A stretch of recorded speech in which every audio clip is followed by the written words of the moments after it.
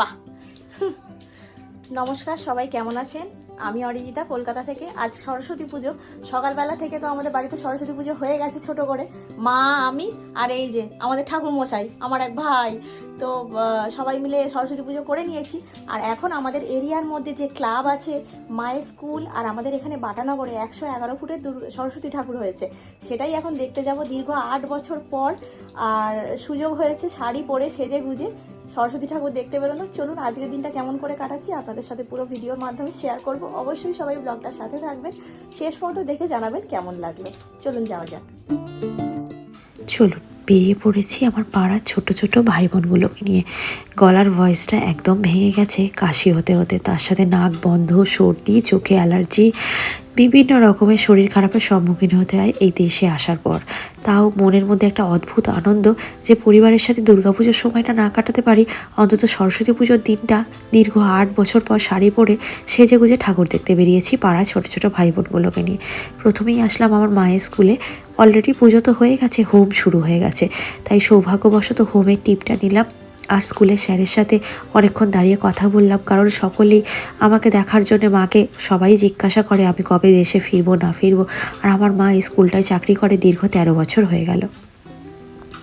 তারপরে স্কুলটা কত সুন্দর করে সাজিয়েছে, স্টুডেন্টরা বিভিন্ন রকমের ঠাকুরের মূর্তি এঁকেছে, এবং তার সাথে সাথে আরও সুন্দর করে স্কুলটাকে কেমন করে সাজানো হয়েছে স্কুলের চারপাশটা ঘুরে দেখছিলাম। এই স্কুলটাতে আমিও একসময় শিক্ষকতা করতাম, ছোট ছোট বাচ্চাদেরকে পড়াতাম, কিন্তু তারপরে আবার সময়ের সাথে সাথে সেই পেশাটাও পরিবর্তন হয়ে গেছে। কি সুন্দর সব ঠাকুরের ছবি এঁকেছে ছোট ছোট বাচ্চারা, কত ভালো লাগছে দেখতে। দেখুন সমস্ত বোর্ডে টাঙিয়ে দিয়েছে। তারপরে এখানে ঠাকুরের আরেকটু আরতি দেখলাম দাঁড়িয়ে, বেশ সুন্দর লাগছিল। মায়ের মুখখানা অপূর্ব সুন্দর। পিছনের দেওয়ালে আলপনাটা স্যারের ওয়াইফ নিজেই হাতেই দিয়েছেন। তারপরে মায়ের সমস্ত খুদে খুদে স্টুডেন্টদের সাথে একটু পরিচয় করলাম।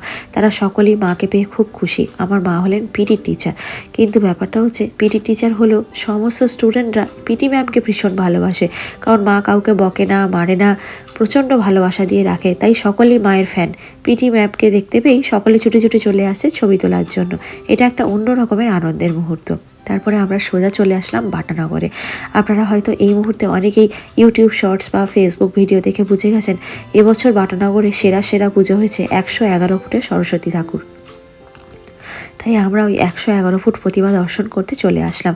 তো এখানে বিভিন্ন ছোট ছোট ক্লাব রয়েছে, যেই ক্লাবের তরফ থেকে অনেক পুজো একটা মাঠের মধ্যে করা হয়েছে। সেই ঠাকুরগুলো দেখে এই যে চলে আসলাম সবচেয়ে বড় সরস্বতী প্রতিমাটা দর্শন করতে। ঠাকুরটাকে দেখতে তো খুব সুন্দর হয়েছে, আধুনিকতার ছোঁয়া লেগেছে ঠাকুরের গায়ে। তবে সত্যি কথা বলতে সাবেকিয়ানা সাজই আমার ঠাকুরের সাজের মধ্যে বেশি পছন্দ। আর চারপাশে প্রচুর মেলা, লোকজন, ভিড় ভাট্টা। এবছরে দুর্গাপুজো তো আমি মিস করেছি খুবই। প্রতি বছরই করি দুর্গাপুজো, কালী পুজো, লক্ষ্মী পুজো, সরস্বতী পুজোতে এসে অন্তত সেই দুঃখ পূর্ণ হয়ে গেল। চলে আসলাম আমাদের সবথেকে পুরনো বয়েজ স্কুলটাতে, পিকে বয়েজ হাই স্কুলের ঠাকুরটা দেখতে। অলরেডি দুপুর 3টে বেজে গেছে, তেমন কিছু খাওয়া হয়নি, তাই তাড়াতাড়ি করে এই ঠাকুরটা দেখে বাড়ি ফিরে যাব। তবে পুরনো স্কুলের কাছাকাছি এসে যেন অনেক কিছুই মনে পড়ে গেল। ছোট ছোট বাচ্চা বাচ্চা ভাই বোনগুলো কি সুন্দর পাঞ্জাবি শাড়ি পরে সেজেগুজে ঠাকুর দেখতে এসছে। আমারও স্কুলের দিনগুলোর কথা মনে পড়লো। সেই হই হই করে বাড়ির পুজো শেষ করে আলমারি থেকে মায়ের সবচেয়ে পছন্দের শাড়িটা বেছে রাখতাম এই সরস্বতী পুজোর দিনে পরার জন্য। বায়না করে সেই শাড়িটা বের করে মা সুন্দর করে সাজিয়ে দিত, আসতাম, বন্ধুদের সঙ্গে দেখা হতো। তারপরে কত সুন্দর সুন্দর মুহূর্ত, খিচুড়ি খাওয়া হতো, সব কিছু মিলিয়ে এক আনন্দঘন মুহূর্ত। এখন সেসব দিন কোথায় চলে গেছে। আর তারপরে তো ফিরে এসে আর ভিডিওটা কন্টিনিউ করা হয়নি, চলে এসেছি একদম রাতের ডিনারে। সকালে আমাদের খিচুড়ি হয়নি, তাই রাত্রিবেলা মা একদম গরম গরম ফুলকপি, আলু, মটরশুঁটি, ধনেপাতা ছড়িয়ে নিরামিষ খিচুড়ি করেছে গোবিন্দভোগ চালের। আর সেই খিচুড়ি, আলু ভাজা, বেগুন ভাজা সহযোগে আজকে খাওয়া দাওয়াটা শেষ করে সরস্বতী পুজোটা খুব সুন্দরভাবে উদযাপন করেছি। আর তারই রইল একটা ছোট্ট ভ্লগ। সারাদিন ঘুরে ঘাড়ে আসার পর আর খুব টায়ার্ড হয়ে গেছিলাম, ব্লগটা তো আর শেষ করা হয়ে ওঠেনি। আর আজ আমাদের দিনের বেলা যেহেতু খিচুড়ি হয়নি, সরস্বতী পুজোয় খিচুড়ি কম্পালসারি, সেই জন্য মা রাত্রিবেলা খুব সুন্দর একদম কি চালের খিচুড়ি করেছে, গোবিন্দভোগ চালের খিচুড়ি করেছে, ডাল চাল দিয়ে। আর ভাই ঘিয়ে শিশি হাতে নিয়ে দাঁড়িয়ে আছে।